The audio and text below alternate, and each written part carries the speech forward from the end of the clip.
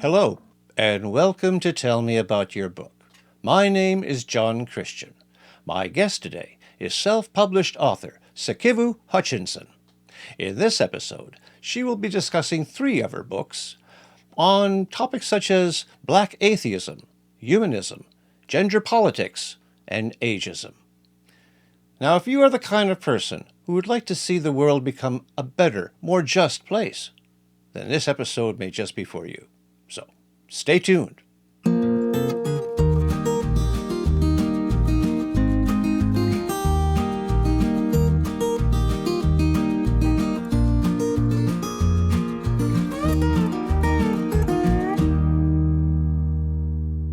Hi, Sikivu. It's a pleasure to meet you. You too. Now, you have three books you want to talk about today. I got the titles here on my computer. They sound very interesting. So tell me all about them. Well, the book that I published in 2021 was called Rock and Roll Heretic, The Life and Times of Rory Tharpe, and it focused on an African-American queer electric guitarist and her travails. She is struggling with visibility in the industry due to systemic racism, sexism, homophobia, and ageism. And she, prior to this struggle, was known as a legendary guitarist, pioneering. The story is partly based on the life of Rosetta Tharpe, who was a pioneering, trailblazing African-American queer electric guitarist who unfortunately is not widely known within the rock pantheon.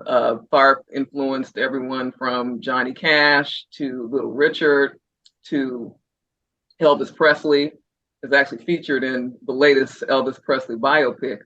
But the point is that African American women really provided a deep foundation of electric guitar ingenuity in the early 20th century. They were innovators when it came to electric distortion. Rosetta Tharpe was an electric distortion innovator. She was perceived by many to have founded, the whole genre of rock, or have been one of the many trailblazers within the African American Delta tradition that founded rock. She was also an innovator when it came to hybridizing her music. She was a gospel performer. She performed in the country genre, and she had a really wide following in the early and mid 20th century, and then met with a lot of hardship toward the end of her career.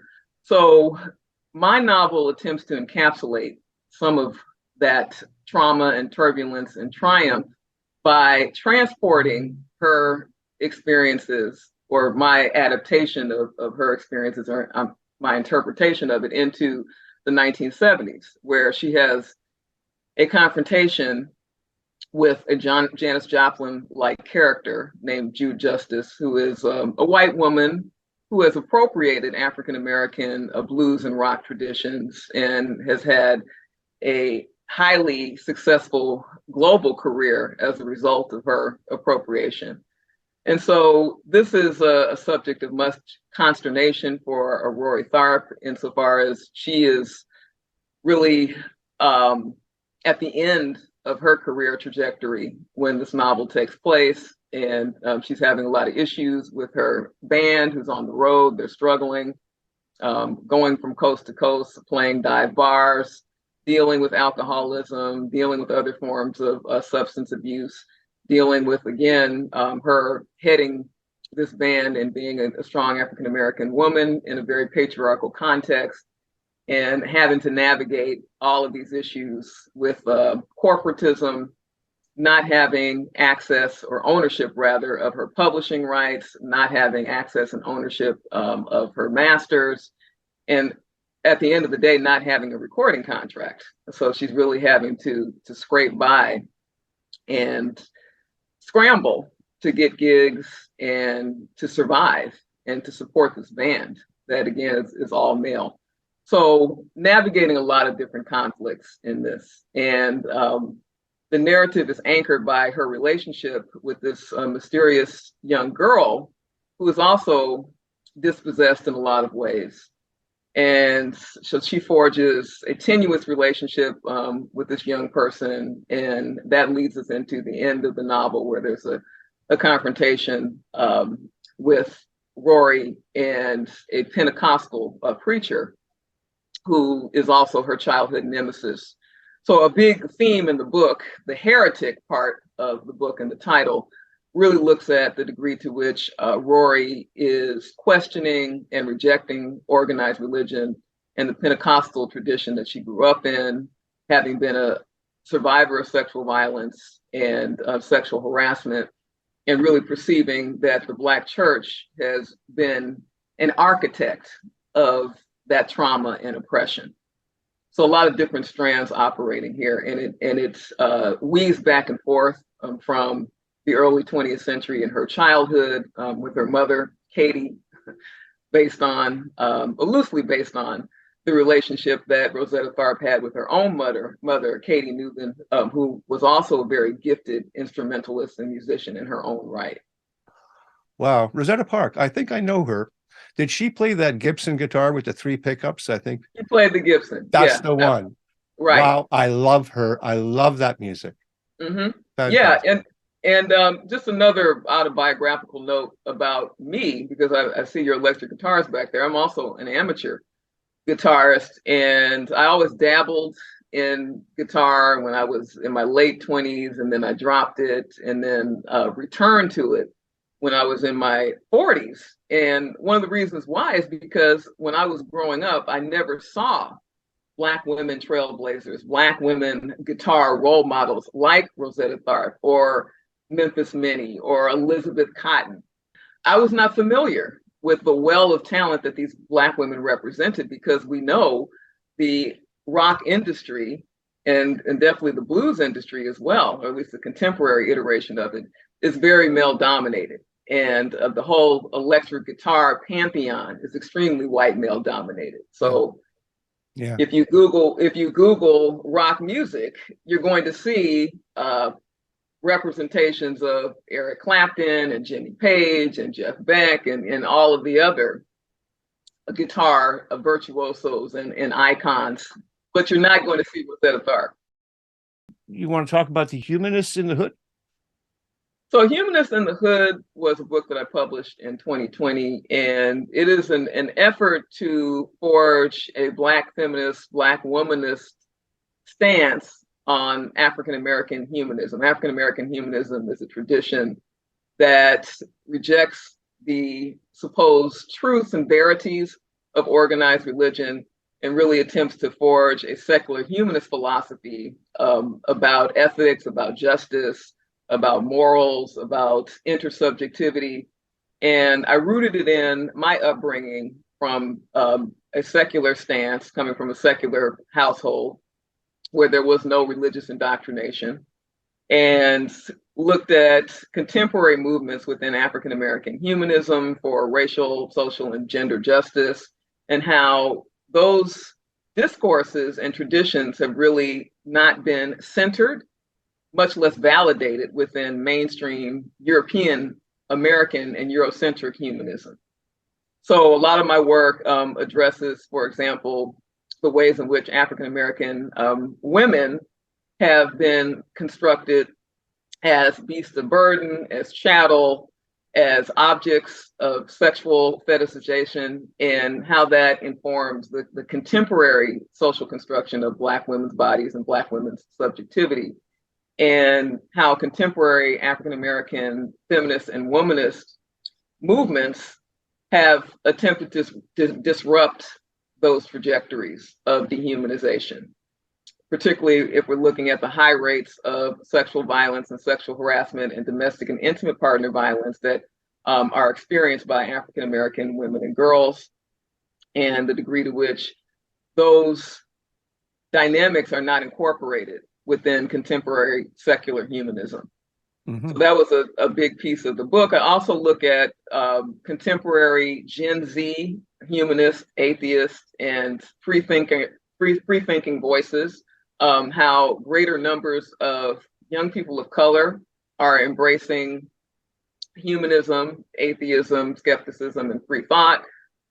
particularly queer young people of color, Yeah. because they're beginning to realize that the traditions that have been imposed upon them in religious communities, be they Christian, be they Muslim, are highly problematic when it comes to affirming the agency and self-determination and humanity of queer communities, of women of color, of folks that are living in segregated contexts. So there's been a big shift, a big generational shift when it comes to irreligiosity amongst younger Americans and younger folk globally as well. Yeah, that's true. That's true. I'm part of a community like that. Besides what I do here. Besides you being an author, what's your background, may I ask? You seem to really know a lot about this kind of stuff. Well, I've been writing for most of my life, since I was a child. I'm also an educator, so I've taught in higher ed. I'm currently teaching at Pitzer College in a class called African American Humanism. And I also work with LA schools as a resource provider and an organizer and a mentor with my organization called the Women's Leadership Project. So we provide mental health resources, youth leadership training, professional development training, internships. We do a lot, again, on sexual harassment, sexual violence, and domestic violence prevention education. I do a lot of work around reproductive justice and reproductive health, and really trying to provide young people, particularly African American and Latinx youth who are female identified across sexuality, with resources and opportunities to go on to college and careers. Excellent. Wonderful. Very nice. Well, that book sounds very interesting too. Now, the third book we're going to talk about, White Nights, Black Paradise. Interesting title. White Nights, Black Paradise was based upon my research into the People's Temple and the Jonestown Massacre of 1978. So People's Temple was a predominantly African-American, social justice-oriented, anti-racist church that was headed by the infamous Reverend Jim Jones. It originated in the 1950s in Indianapolis, and they migrated to the West Coast and set up a number of different churches, principally in San Francisco. It was a multiracial church, but again, overwhelmingly African American, and across generations and across classes, across sexual orientations. So I wanted to capture the fact that the majority of the folks that were involved in People's Temple, that provided the capital for People's Temple, and that ultimately immigrated to Jonestown, Guyana in the 1970s, where unfortunately the church perished as a result of a murder-suicide, a massacre, basically, that the majority of those folks were African American. The majority of those folks that died were African American women and children. And unfortunately, in all of the literature on People's Temple in Jonestown, as well as documentary portrayals and film portrayals, that is not often uplifted, or in my mind, it's not amplified enough.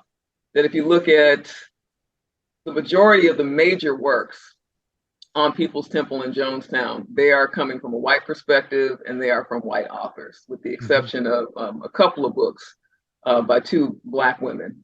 One, Leslie Wagner Wilson's book, Slavery to Faith. She is a Jonestown survivor who I've worked with, and her book is phenomenal. It's an autobiography addressing her upbringing in People's Temple and her escape from Jonestown on November 18th, 1978.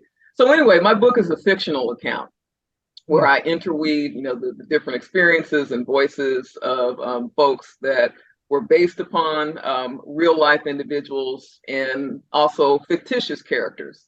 It's a speculative fiction, a bit of counterfactual work there, but I really want again to uplift Black women's subjectivities and all of the socio-political and historical currents and movements that compelled them to get involved in People's Temple, and to uplift and reinforce that movement and ultimately give their lives, many of them, because over 900 people died, to the cause, or immigrating over there under false pretenses and losing their lives as a result of the massacre.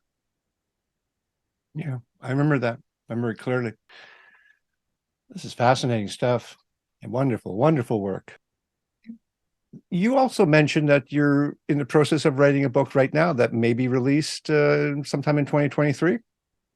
Yeah, so I am a lover of short stories across genre and across era, and actually have like a to my right this towering collection of different short stories, again, from early 20th century into 21st century. But it's always been a very difficult medium to truly crack open and to truly capture. So be that as it may, over the course of about 15 some odd years, I've been writing my own short stories. And I thought that it would be great to release a collection. And most of my short stories have, I would say, a more macabre, quasi-Gothic, speculative sci-fi edge to them. So that's going to be the basis of this collection. And it's called The Roar of Distant Engines. And it addresses everything from time travel to fantasy to horror. So a lot of different genres hybridized in that work. Oh, totally different from the last 3 books you've written. Yes, very different. It's fun to expand. Absolutely. Well, Sikivu, that was just a wonderful interview. I hope you enjoyed it too. Yes, I did. Thank you for the opportunity. Appreciate it. You're welcome. So I'll let you go. I know you're in a rush and I got to go too, and life goes on. So keep on writing then. Absolutely. You as well. All right. You take care of yourself. All right. You too. Bye-bye. Bye.